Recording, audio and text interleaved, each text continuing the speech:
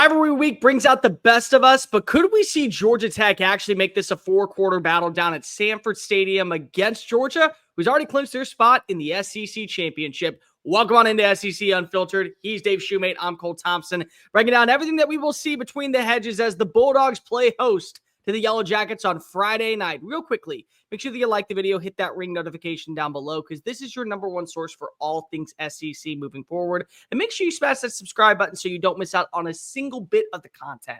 Download the podcast version of the show wherever you get your podcast listening systems. Follow us on the socials, TikTok, Facebook, Instagram, Twitter at SEC Unfiltered. Follow Dave at Mock 10 Sports, me at Mr. Cole Thompson, and check out all of our great work found at SECUnfiltered.com.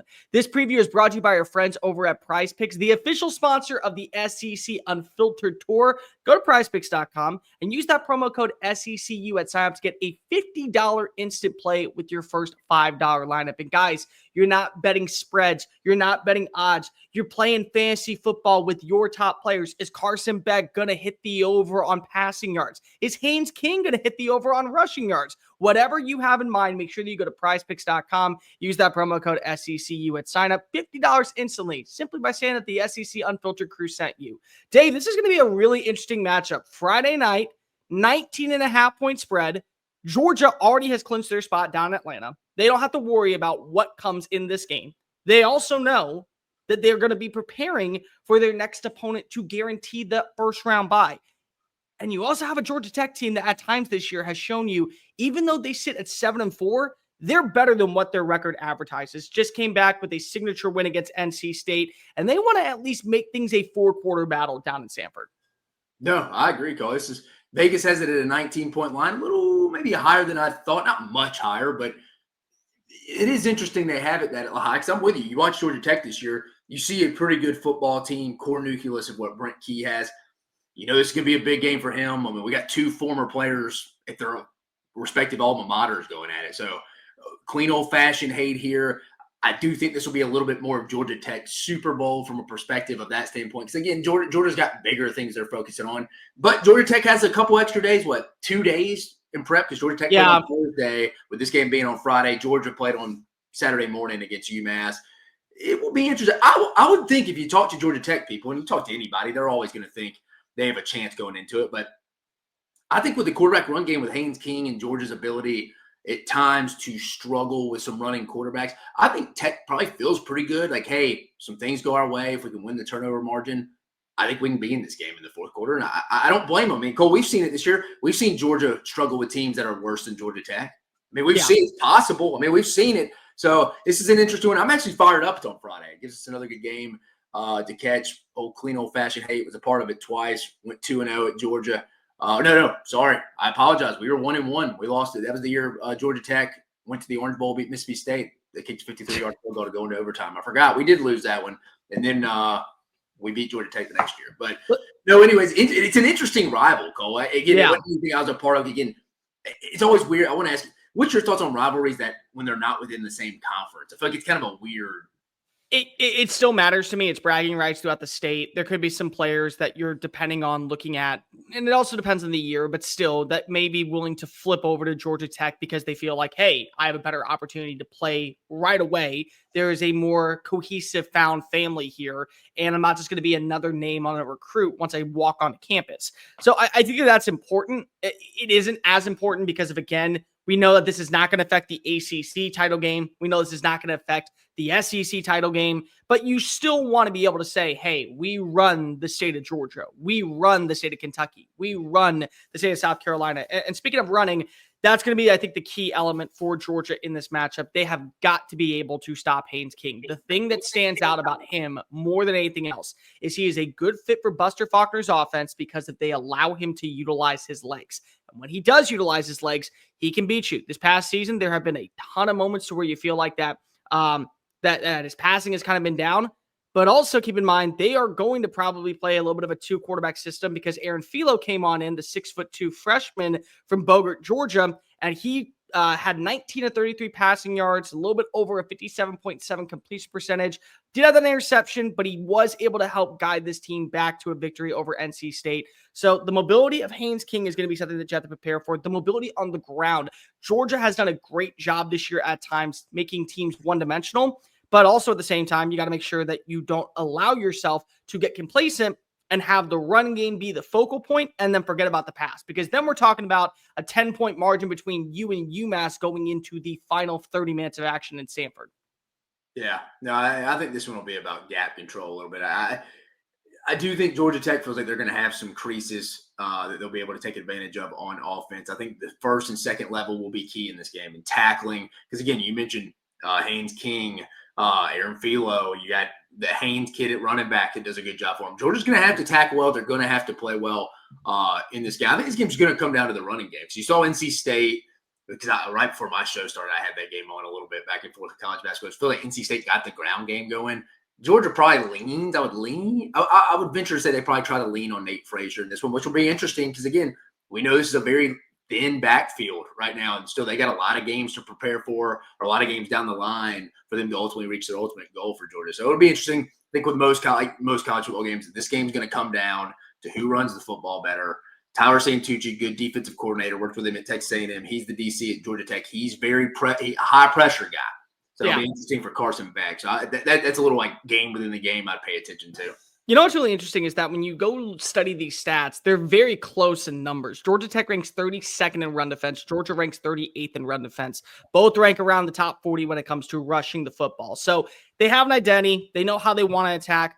What I thought was really interesting in this game last week against NC State, CJ Bailey comes on in as the new starting quarterback for the Wolfpack. Those 3 interceptions. What do we know about Carson Beck? When Carson Beck plays a clean version of football, when Carson Beck avoids the turnovers, he is one of the better passers in the SEC. But also, when one turnover starts, a second one is right behind it. Look at the Alabama game. Look at the game against Ole Miss. Look at the game against Mississippi State. There have been moments this year where, again, you're watching as a quarterback does have that faulty curve. It can lead to more. And this is the most interceptions we have seen from him since coming out and being a starting quarterback this season. He's got 12 on the year.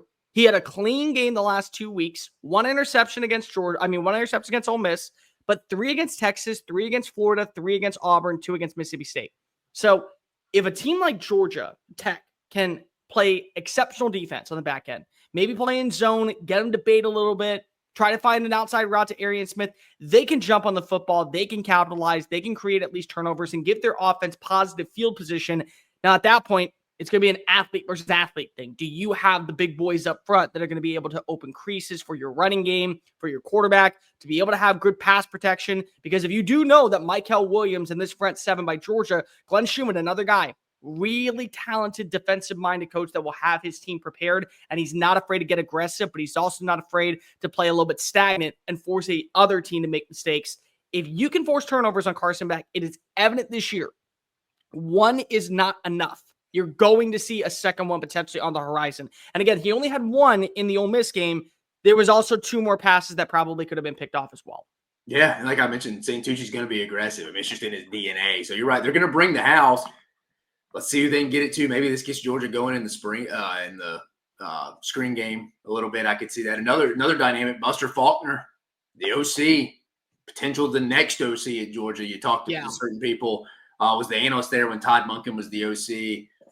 He's mixed into some other head coaching jobs. This will kind of, not an interview, but this will be an issue. There's a lot of good dynamics internally. A lot of guys who've worked together previously, obviously the rivalry in itself. You like what Buster's been doing all year from the running game. Haynes King, again, these last 2 years with them has been phenomenal. All right, this is an interesting – I think this game's honestly going to be, I shouldn't say pretty close. I don't know. I think Tech legitimately thinks they have a shot going in to win this game. I don't blame them. They should be pretty confident, again, because we've seen Georgia struggle against lesser teams than Georgia Tech this year. So what makes me think Georgia's going to go roll the balls out and just whip up on Georgia Tech this year? What do you remember? Do you remember last year's game? And it was like in the middle of the third quarter. Finally, you started to see a little bit of life, and they pulled away. But 31-23 was the final. I mean, this was as close as you probably wanted for a Brent Key squad that was kind of playing with house money at that point. The fact that they were able to show, hey, we are at least doing some things differently. We're putting ourselves in a pretty good position to build off of next year.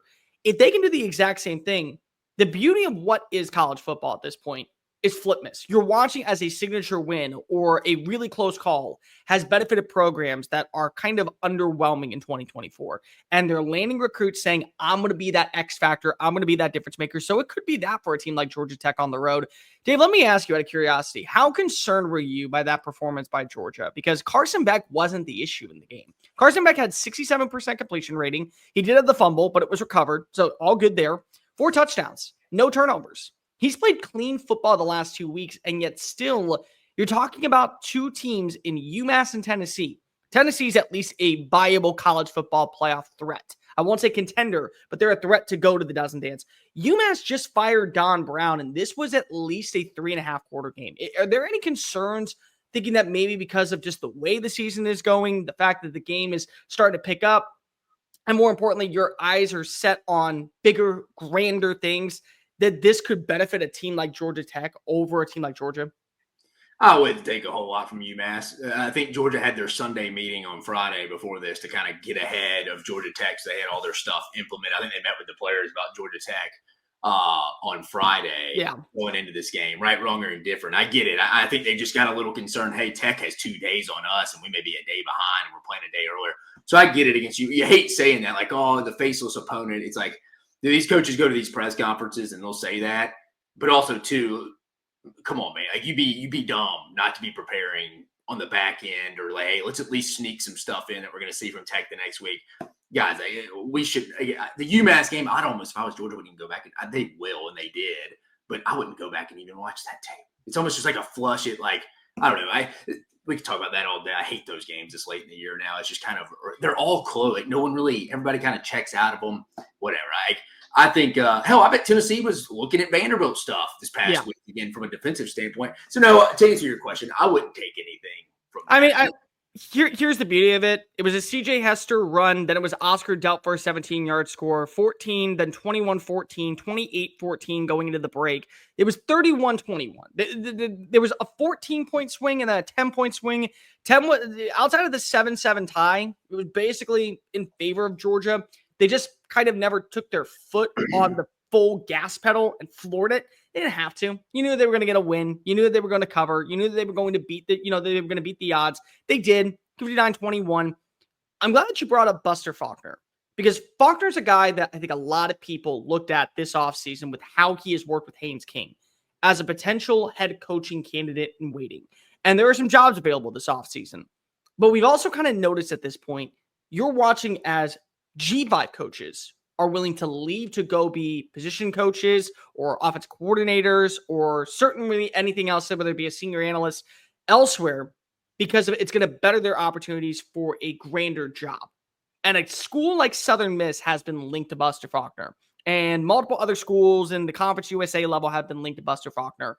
But you've talked about how Mike Bobo maybe moves into a transition period, kind of like we saw a few years ago with Will Muschamp on the roster.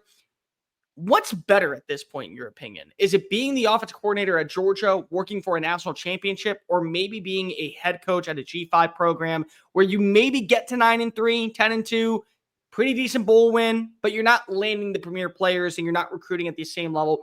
And also your expectations are a little bit less, but that also means that when opportunities arise, like a Power 4 job, maybe you're not going to be the first pick. I would probably lean because I think you can still get to the Power 4 job as a coordinator at the Power 4 level now. So I would lean being the coordinator at Georgia over being a group of 5 head coach. And because again, those teams just don't have the money to spend. It's so year in, year out. You could be an 8-win team one year, then you could go down to 4 or 5 if your team loses a lot of guys. You have some guys enter the portal, go to bigger schools. It's just so hard to win at the group of 5. That's why I think a lot of people, look at some of the guys on Alabama's staff. Cam Womack left a head job at South Alabama. Mo Lindquist, I think, was about to get fired at Buffalo. But again, he left a head coaching job to be the secondary coach. I think more and more people are going to kind of just hang at that coordinator spot because the money's the same. Like most of these guys are making like $1 million. They're $1 million coordinators. And a lot of these group of 5 teams are paying anywhere from, I think the Southern Miss job this time is going to pay maybe $500,000, $600,000 a year. So I think the money is just better as the coordinator spots. And I think a lot of these guys have big question marks on man, how can I really win big here? How can I sustain it before I go move on to another job?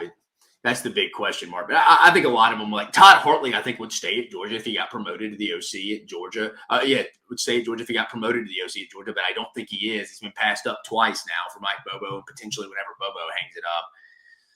I don't know. I guess it just depends what your situation is. For Hartley, I get it. He wants to go do his own thing. He's young. For Buster Faulkner, I'd probably hang at Tech till Georgia brought me on.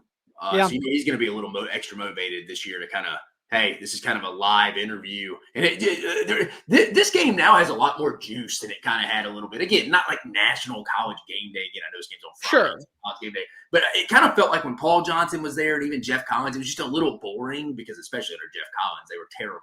But now you got a lot. I mean, Brent Keys kind of made marks to Fran Brown for it. I don't know. It's like they're trying to stoke the fire of it. There's a lot of intertwining of guys working together.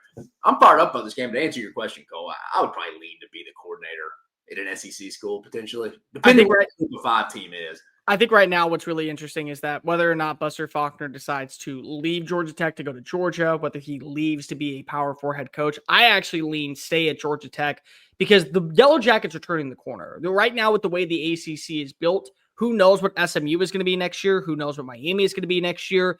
We know that we have seen with the recent signing of a 5-star offensive tackle, Georgia Tech is willing to put money where their mouth is in the NIL collective to at least make them competitive. And I think that having a good offensive mind like Buster Faulkner on staff does a lot of work. Dave, when you and I do shows together, we always pick one player to monitor. I will go first.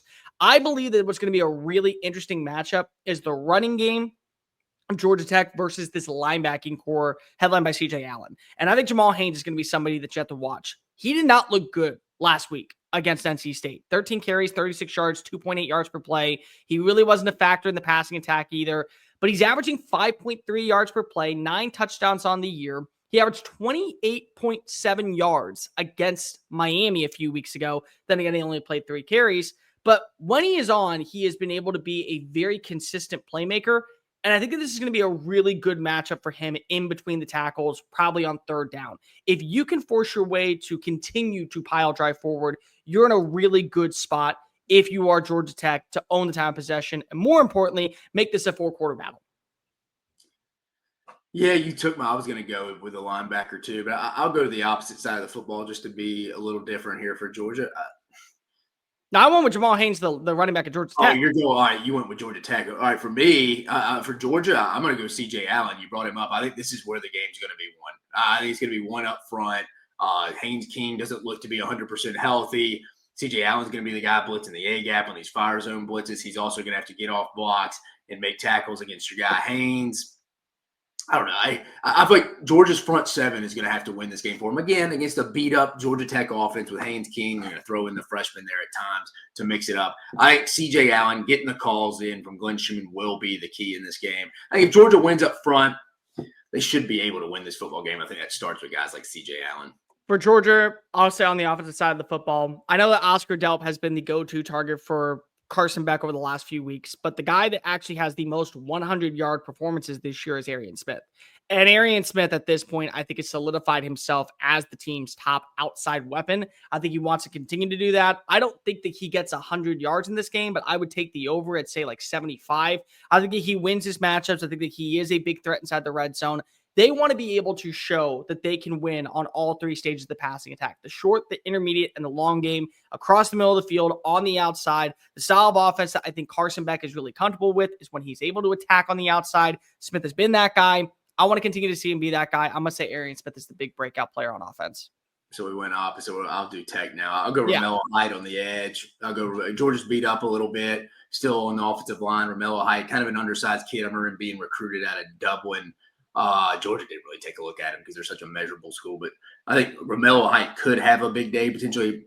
Again, Tyler Santucci, the defensive coordinator for Tech, likes to bring pressure, but they're going to have to win their one-on-one matchups at times on the outside because, again, you just consistently bringing pressure.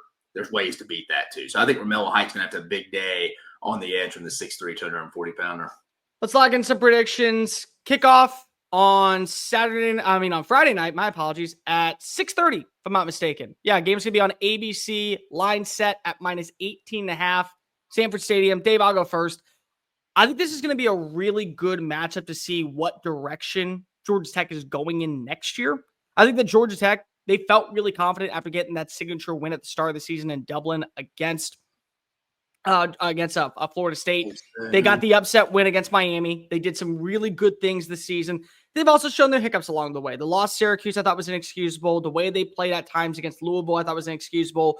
They were awful against Virginia Tech, a Virginia Tech team that I was really high on this year.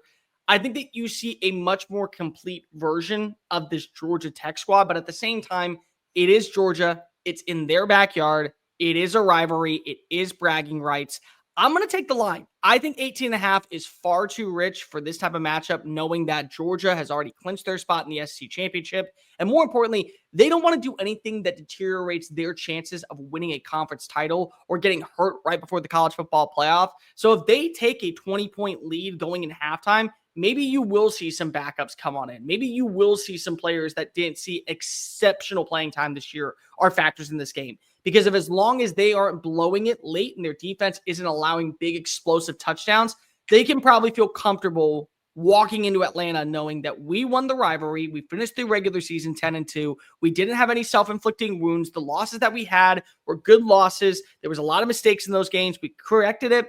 I think that though Georgia Tech lately breaks the backdoor cover, literally breaks the seal at the very end of the game, I'm going to go with this one 38-17, 38-20 final score. 38-21 final score. 38-21 final score. I think that you will get a late touchdown from the Yellow Jackets. They will beat the spread. Yeah, like I mentioned, I like the renewed juice in this rivalry. I think a young guy who is an alum like Brent Key brings that extra. Because again, I think I even think Georgia fans kind of forget about this rivalry from talking to them a little bit. I think there's some juice there, younger overall energy in this game than you had from Paul Johnson and Jeff Collins. I do think Tech feels like they have a really good shot to win this game. I think if you asked them the line's 19, they would probably be a little surprised. I think they're going to have a good game plan. I wouldn't hate taking Tech in the first half of this one because Georgia traditionally doesn't play great in this game. Again, they've always had the SEC championship most years. The very next week, Georgia's still banged up like they've been since fall camp. However, Georgia Tech's a little banged up too, especially at the quarterback spot with Haynes King. It's going to be a line of scrimmage game. Georgia Tech has struggled offensively here recently. I think it's close in the first half. I think it's back and forth. I think the offense, again, struggles a little bit from Georgia because I think they're going to be stuck between a rock and a hard place a little bit like, God, we really could lean on Nate Frazier here, but gosh, we have so many games left for us to ultimately go reach our ultimate goal, which is to win an national championship. Like, how much do we give him to get through this game? Maybe we can give Cash Jones more carries than we're accustomed to seeing. That's where I think it'll be. I think Georgia will ultimately sink into this game, kind of get comfortable. I think they pull away at the end of the third quarter. I think this game ends up being something like 34-17. I'm with you. I don't think Georgia covers either.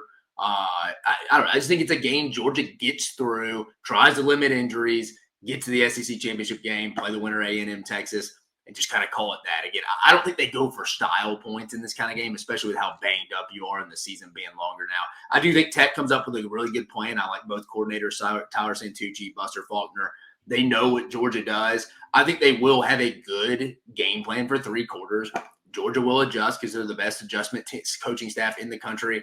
I just think ultimately Georgia leans on them will be too much in the second half. Give me Georgia 34-17. So the better athletes walk away with the victory at the end of the day. Yeah. Like, rate, review, subscribe. Let us know in the comments section. What do you think happens in this game? Does Georgia Tech make it a 4-quarter battle? Does Georgia pull away late in the third quarter? Are the Bulldogs just going to beat the brakes off of the Yellow Jackets? Or will we see another upset city in a wacky, crazy college football season? Make sure that you download the podcast version of the show wherever you get your podcast listening systems. Follow Dave at Mach 10 Sports, me and Mr. Cole Thompson. Follow us at SEC Unfiltered and check out all of our great work found at secunfiltered.com. For Dave Shumate, I am Cole Thompson. Just give us a good game on Friday to kick off rivalry weekend. Peace.